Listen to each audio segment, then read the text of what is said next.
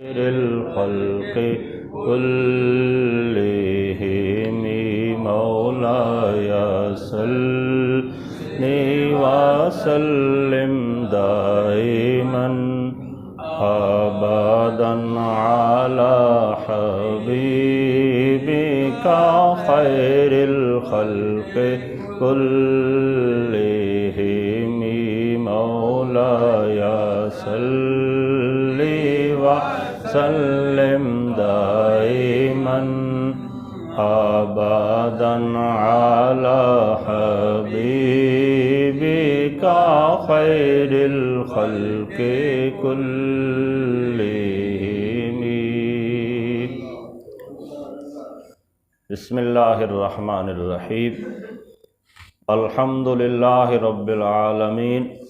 والصلاة والسلام على سید الانبیاء والمرسلین.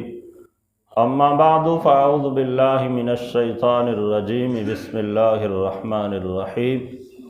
وآتوا اليتامى أموالهم ولا تتبدلوا الخبيث بالطيب ولا تأكلوا أموالهم إلى أموالكم إنه كان حوبا كبيرا. صدق اللہ العظیم. احباب دی وقار، آج ہمیں سورۃ النساء کی آیت نمبر 2 پڑھنے کی سعادت حاصل ہو رہی ہے. اس آیہ بینہ میں خالق ارض و سماوات نے یتیموں کے اموال کے حوالے سے بیان فرمایا. ایک مسئلہ تو یہ بیان فرمایا کہ یتیم جب بالغ ہو جائیں تو ان کا مال ان کے سپرد کر دیا جائے، کیونکہ جو بچہ نابالغ ہو اور اس کا والد وفات پا جائے تو اس بچے کو یتیم کہا جاتا ہے. لیکن یتیم اس وقت تک کہا جاتا ہے جب تک بالغ نہ ہو. جب بالغ ہو جائے تو اس کا جو یتیمی کا شرعی حکم ہے وہ ختم ہو جاتا ہے. اسے یتیم شرعاً نہیں کہا جائے گا بالغ ہونے کے بعد. تو اصول یہ ہے کہ اگر کوئی بچہ نابالغ ہو، اس کا والد انتقال کر جائے تو یقیناً وہ اپنے چچا کی یا اپنے تائے کی یا اپنے بڑے بھائی کی کسی نہ کسی کی سرپرستی کے اندر آئے گا. تو اب چونکہ جو نابالغ بچہ ہے اسے اپنے مال کو استعمال کرنے کا ڈھنگ نہیں ہے، اسے اتنی سمجھ بوجھ نہیں ہے کہ وہ کس انداز سے اپنے مال کو خرچ کرے تاکہ اسے فائدہ حاصل ہو سکے. اس وجہ سے پھر شریعت نے اجازت دی تھی کہ جو اس کے ورثاء ہیں، اس کے والی ہیں، چاہے چچا ہے، تایا ہے، دادا ہے یا بڑا بھائی ہے، کوئی بھی ایسا رشتہ دار جو بہت قرب والا ہے اور وہ اس کی کفالت کی ذمہ داری لے لیتا ہے، تو اب یتیم کا مال اس کے زیر سایہ آ جائے گا.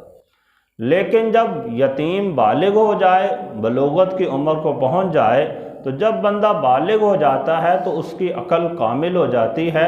اب حکم یہ ہے کہ اب کسی بندے کو، چچے کو، تائے کو، بڑے بھائی کو یہ حق نہیں ہے کہ وہ اس کے مال کے اوپر براجمان ہو کر بیٹھا رہے، بلکہ اس کی ذمہ داری ہے کہ اب وہ یتیم کا مال اس کے سپرد کر دے، کیونکہ اب وہ یتیمی کے فہرست سے نکل چکا ہے. پھر آگے اہل عرب کے اندر عام طور پر کچھ یہ بھی ہوتا تھا کہ جو یتیم بچہ کسی کی پرورش میں آ جاتا تھا تو جو اس کے والی ہوتے تھے وہ بعض اوقات اس کے ساتھ ناانصافی والا معاملہ کرتے تھے کہ جو اس کا مال اگر عمدہ ہوتا تھا تو وہ اپنے پاس رکھ لیتے اور گھٹیا مال یتیم کو دے دیتے. اس دور میں سب سے بڑھ کر مال کیا ہوتا تھا؟ یا تو جانور ہوتے تھے یا پھر کوئی زمینیں وغیرہ ہوتی تھیں، کوئی سونا چاندی، اس طرح کی چیزیں ہی ہوتی تھیں. کرنسی تو عام طور پہ بہت کم ہوتی تھی. تو ہوتا یہ تھا کہ اگر کوئی اعلیٰ قسم کی زمین کسی کی یتیم کی ملکیت میں آئی ہے اور اس کا جو والی ہے، چچا ہے یا تایا ہے، اس کے حصے میں کوئی گھٹیا زمین ہے، بنجر زمین ہے، تو وہ زمین ہی تبدیل کر لیتا تھا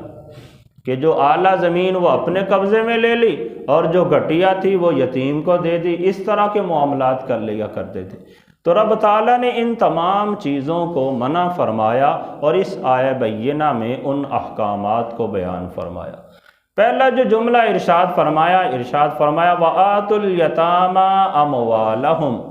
اور یتیموں کو ان کے اموال دے دو۔ یتیموں کے جو مال تمہاری ملکیت میں ہیں، تمہارے زیر تسلط ہیں، تم یتیموں کے مال ان کے سپرد کر دو۔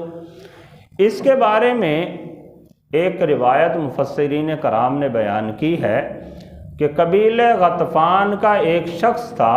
یہ آیت اس کے متعلق نازل ہوئی ہے کہ اس کے کفالت کے اندر اس کا ایک بھتیجا تھا، تو بھتیجے کا بہت سارا مال تھا۔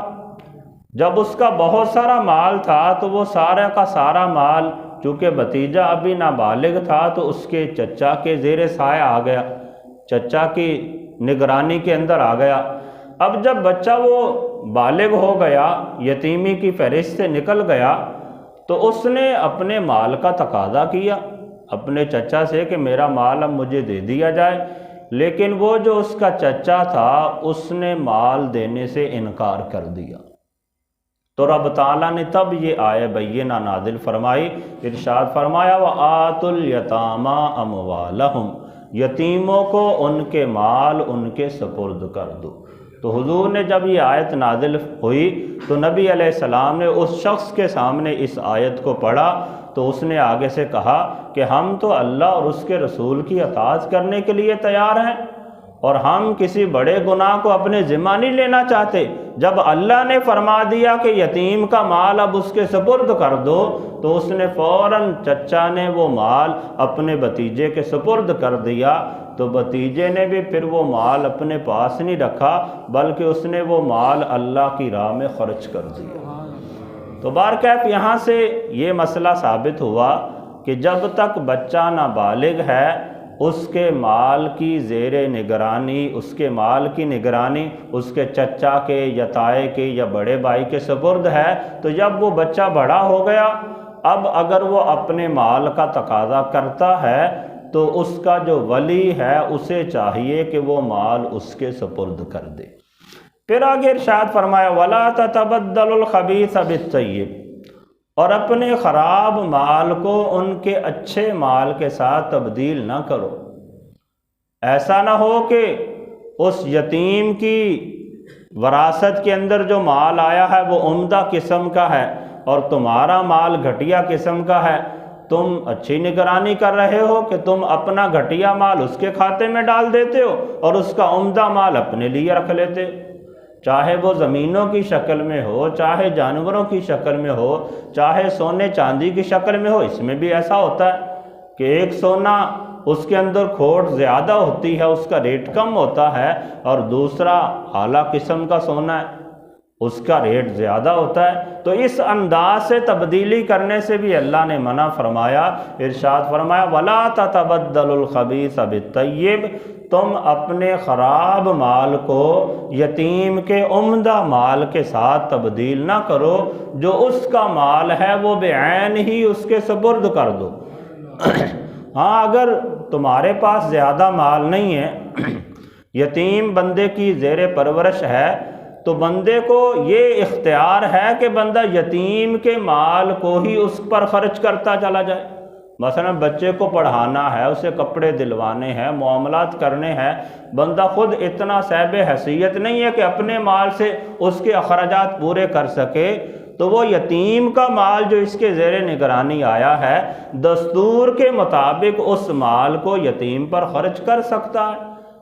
ایسا بھی نہیں ہے کہ وہ کر تو یتیم پہ خرچ رہا ہے لیکن شاہ خرچیاں شروع کر دے، وہ بھی درست نہیں ہے۔ دستور کے مطابق وہ یتیم کے مال کو ہی اس پر خرچ کر سکتا ہے، یا یتیم کا کچھ مال ہے، کچھ اس کا اپنا مال ہے، اب یہ چاہتا ہے کہ سارے کا علیحدہ علیحدہ حساب کرنا بڑا مشکل ہو جائے گا، تو ایسی صورت میں وہ یتیم کے مال کو اپنے مال کے ساتھ ملا لیتا ہے، اور جیسے اپنے اوپر خرچ کرتا ہے ایسے یتیم کے اوپر بھی خرچ کرتا چلا جاتا ہے۔ تو اس صورت میں بھی شریعت نے اتنی بھی اجازت دی، لیکن اس کے مال پہ قبضہ ہی جما لینا یا اسے اپنا مال سمجھ کے خرچ کرنا شروع کر دینا، یہ شرعاً جائز نہیں ہے۔ اس کی بڑی سخت وعید اللہ تعالیٰ نے قرآن کریم میں بیان فرمائی یہاں پہ اس آیت میں منع بھی فرمایا، ارشاد فرمایا وَلَا تَأْكُلُوا أَمْوَالَهُمْ إِلَىٰ أَمْوَالِكُمْ، اور ان کے مال کو اپنے مال کے ساتھ ملا کر نہ کھاؤ۔ اس کی ایک مثال مفسرین کرام نے بیان فرمائی۔ ہمارے ہاں عام طور پہ ایسا سسٹم ہے کہ اگر کوئی بندہ فوت ہو جاتا ہے تو اس کی کلخانی کے موقع پر یا اس کی چہلم کے موقع پر کچھ کھانے وغیرہ کا انتظام کیا جاتا ہے۔ اس میں اصول یہ ہے، یہ مسئلہ بھی میں چلو ضمن میں آگے بیان کیے دیتا ہوں، کہ اگر کوئی بندہ اس طرح کا ختم درود کا یا نیاز کا اہتمام کرنا چاہتا ہے، یہ شرعاً جائز ہے، اچھا کام ہے، کیونکہ ایک ایصال ثواب کے طور پر اچھی نیت سے بندہ کرے تو جائز ہے۔ لیکن یہ جو پیسے خرچ کرنے ہیں یہ بندہ اپنی جیب سے خرچ کرے گا۔ ایسا نہیں ہوگا کہ جو بندہ فوت ہوا ہے اس کے مال میں سے آپ اٹھا کے تو ختم درود اور اس طرح کے چہلم اور برسیاں کرتے پھریں، ایسا درست نہیں ہے۔ ہاں اگر اس کے ورثاء میں سارے کے سارے بالغ موجود ہیں، سارے ذی شعور موجود ہیں، اور پھر وہ ساروں کی اجازت کے ساتھ اگر مرحوم کے مال میں سے کوئی اس طرح کی نیاز کا اہتمام کر دیا جائے تو اس میں بھی اجازت ہے، فقہا نے اسے بھی بیان کیا۔ لیکن اگر یتیم کے مرنے والے کے ورثاء میں کوئی ایک بچہ بھی یتیم ہے تو پھر جو مرنے والے کا مال ہے آپ اس سے تجہیز و تکفین تو کر سکتے ہیں، لیکن اس طرح کے معاملات میں کہیں بھی آپ اسے خرچ نہیں کر سکتے، کیونکہ اس کے ورثاء میں یتیم موجود ہے۔ یتیم سے اگر آپ اجازت لیں گے بھی صحیح تو وہ چونکہ نابالغ ہے، اس کی اجازت معتبر ہی نہیں سمجھی جائے گی۔ تو اس صورت میں پھر وہ جو مرنے والے کا مال ہے اس میں سے اگر خرائط کا یا اس طرح کے معاملات کا اہتمام کیا جائے گا تو اس میں کسی بھی مالدار کو کھانے کی اجازت نہیں ہوگی۔ ہاں خالصتاً صدقہ کی نیت سے، ثواب کی نیت سے اگر خیرات کیا گیا، اس میں سے خود نہیں کھایا اور امیر لوگوں کو نہیں کھلایا تو اس کی کچھ اجازت ہو سکتی ہے۔ لیکن جیسے عام چہلم کے موقع پر یا ختم شریف کا اہتمام ہوتا ہے، اس میں گھر والے بھی کھاتے ہیں، دیگر رشتہ دار بھی کھاتے ہیں، امیر و غریب سب کھاتے ہیں، تو اگر تو بندے نے اپنے مال سے کیا ہے، یتیم کے مال سے نہیں کیا تو پھر کوئی قباحت نہیں ہے۔ لیکن اگر اس مرنے والے کے مال سے کر رہے ہیں اور اس میں کوئی ایک بھی یتیم بچہ ہوگا تو پھر یہ جائز نہیں ہوگا، پھر یہ اسی ضمن میں آ جائے گا جو اللہ نے ارشاد فرمایا وَلَا تَأْكُلُوا أَمْوَالَهُمْ إِلَىٰ أَمْوَالِكُمْ، اور تم ان کے مالوں کو اپنے مالوں کے ساتھ ملا کر نہ کھاؤ کہ تم نے اس کا مال بھی نیاز کے اندر شامل کر دیا، اپنا بھی شامل کر دیا، اب اس سے ملا کے کھا رہے ہو، تو یہ ایسی صورت میں جائز نہیں ہوگا۔ پھر اس میں آگے ارشاد فرمایا اِنَّهُ كَانَ حُوبًا كَبِيرًا، بے شک یہ بہت بڑا گناہ ہے کہ یتیم کے مال کو ہڑپ کر لینا، کھا لینا، یہ بہت کبیرہ گناہ ہے۔ اور قرآن کریم کے اندر اسی سورۃ النساء کے اندر ایک آیت آئے گی، اللہ جل شانہ نے اس کی بڑی سخت وعید بیان کرتے ہوئے ارشاد فرمایا ان الذین یأکلون اموال الیتامی ظلما انما یأکلون فی بطونہم نارا، فرمایا بے شک وہ لوگ جو یتیموں کا مال ظلماً کھا جاتے ہیں، انما یأکلون فی بطونہم نارا، وہ اپنے پیٹوں کے اندر آگ بھرتے ہیں۔ وہ یتیم کے مال کی روٹی نہیں کھا رہے بلکہ وہ جہنم کا ایندھن اپنے پیٹ کے اندر بھر رہے ہیں۔ تو اس لیے اس طرح کے معاملات میں بہت پرہیز کی ضرورت ہے کہ اگر کسی کے ساتھ ایسا معاملہ ہو جائے، کوئی یتیم اس کی زیر کفالت آ جائے تو اس کی خدمت کرے، اس کی پرورش کرے، اپنے لیے اسے بخشش کا ذریعہ سمجھتے ہوئے اس پر خرچ کرے۔ اگر تو ایمانداری کے ساتھ اس پر خرچ کرے گا، اس کے سر پر شفقت کا ہاتھ رکھے گا تو رب تعالیٰ اسی یتیم کو اس کے لیے جنت بنا دے گا، یہی یتیم اس کی جنت کے باغات بنتا چلا جائے گا۔ اور اگر خدا نہ خواستہ زیادتی شروع کر دی، اس کے ساتھ بدسلوکی شروع کر دی، یا اپنے بچوں کو اس پر ترجیح دینا شروع کر دی اور اسے گھٹیا سمجھنا شروع کر دیا تو پھر یہی یتیم بندے کے لیے قیامت والے دن وبال جان بن جائے گا۔ تو احباب دی وقار اس کے بارے میں بہت سی احادیث ہیں، ایک دو عرض کیے دیتا ہوں۔ سنن ابن ماجہ میں حضرت سیدنا ابو ہریرہ رضی اللہ تعالیٰ عنہ سے مروی ایک حدیث مبارکہ ہے۔ آپ بیان فرماتے ہیں کہ نبی علیہ السلام نے ارشاد فرمایا کہ مسلمانوں کا سب سے اچھا گھر وہ گھر ہے جس میں کوئی یتیم ہو اور یتیم کے ساتھ وہاں پہ حسن سلوک کیا جاتا۔ تو فرمایا وہ گھر مسلمانوں کے گھروں میں سے سب سے عظیم اور سب سے اچھا گھر ہے، اور اس کا برعکس بھی حضور نے بیان فرمایا اور ارشاد فرمایا مسلمانوں کے گھروں میں سے سب سے برا گھر وہ ہے کہ جس میں کوئی یتیم موجود ہو لیکن اس یتیم کے ساتھ بدسلوکی کی جاتی ہے، اس کے ساتھ ناروا سلوک اختیار کیا جاتا ہو، تو ایسی صورت میں احباب دی وقار یہ یتیم بندے کے لیے قیامت والے دن جہنم میں جانے کا سبب بن جائے گا۔